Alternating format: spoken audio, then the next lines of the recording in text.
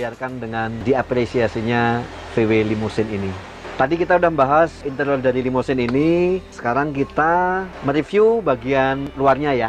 Yuk kita ke luar yuk, kita lihat bagian luarnya. Aduh, oke. Sekarang kita lihat mesin dulu ya. Lihat mesin, kita ke belakang sekarang. Yuk, lihat ke belakang mesin.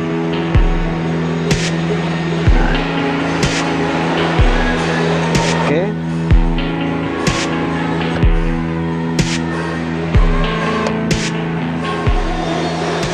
Oke teman-teman, ini mesin dari Limousine Dakota 43 window. Kapasitas mesin ini 1981 cc. Kemudian dibekali dengan karburator double karburator, alternator 75 ampere, kemudian distributor kita pakai 009, kemudian sistem pasokan bensin kita memakai Rotax, pompa bensin elektrik.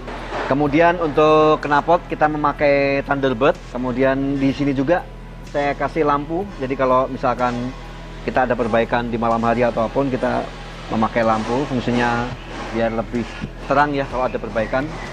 Kemudian tambahan lagi kita menggunakan CDI. Jadi sistem platina kita rubah ke CDI sehingga pengapiannya akan jauh lebih sempurna untuk pengapiannya. Nah, sekarang kita beralih ke sektor kaki. Kita ke depan sekarang yuk.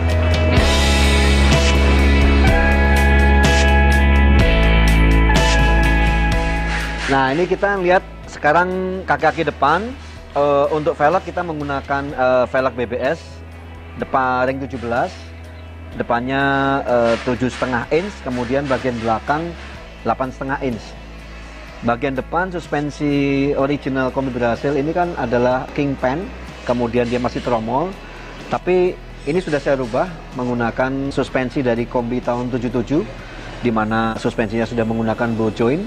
Kemudian kita juga aplikasikan menggunakan disc brake bagian depan. Untuk shock breaker kita ganti juga dengan shock breaker yang lebih keras, sehingga untuk membawa beban sebesar kurang lebih mobil ini hampir 2,5 ton beratnya, cukup dengan shock breaker ini. Kita udah test drive beberapa kali, posisi fender ini tidak akan mentok ke bagian ban, aman lah untuk bagian depan.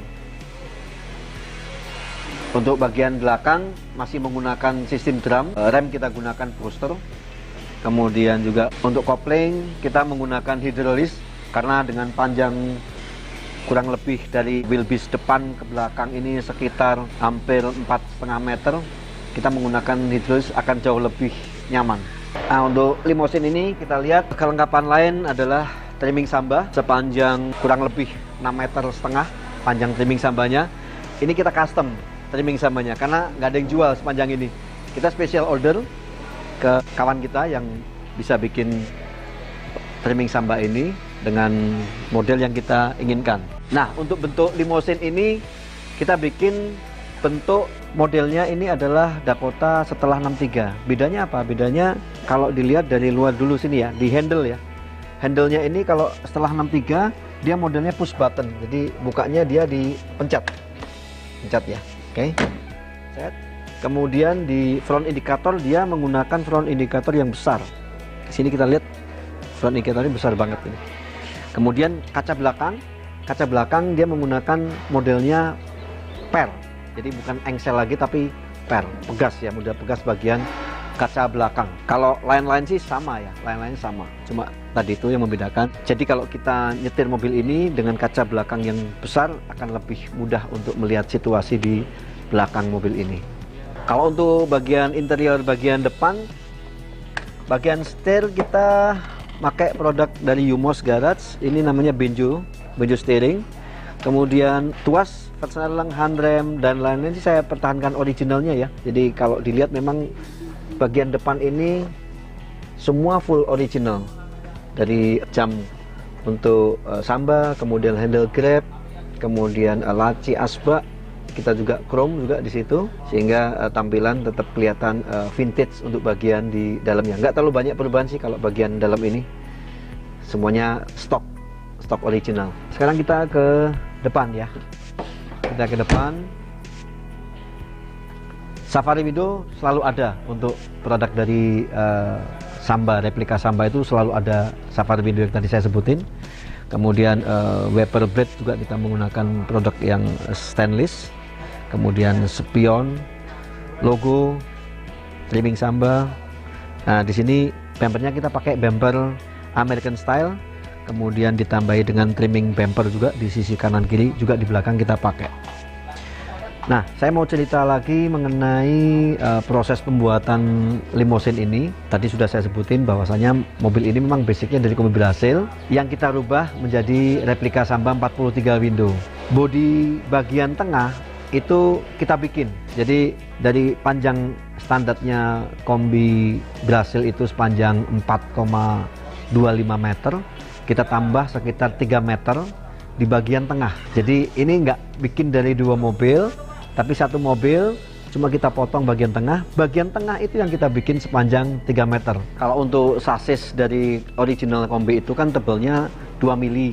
Kemudian kita ganti sepanjang dari depan ke belakang ini, kita ganti setebal 2,5 mili, tetapi bentuknya beda.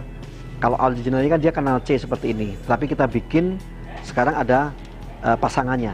Jadi ini jauh lebih kuat untuk memperkuat tulangan. Kemudian dari sisi kanan kiri juga kita bikin pilar-pilar, dibanyakin juga pilar-pilarnya sehingga ini akan memperkuat daripada sasis tengah. Ada dua kan sasis tengahnya. Juga lantai yang tebelnya tadinya 0,8 mili kita ganti menjadi 1 mili untuk ketebalan lantai. Profilnya dibikin sesuai dengan originalnya dari kombi Dakota ini. Nah teman-teman, tadi udah saya review semuanya tentang kombi limousine ini. Besok kita rencana mau berangkat ke Malang untuk auction, charity, dan saya harap sih yang beli orang kita, orang Indonesia yang beli, sehingga bisa dinikmati oleh orang Indonesia. Saya pun bisa ngelihat setiap saat di Indonesia, dan mudah-mudahan auction untuk besok bisa berjalan dengan sukses dan lancar.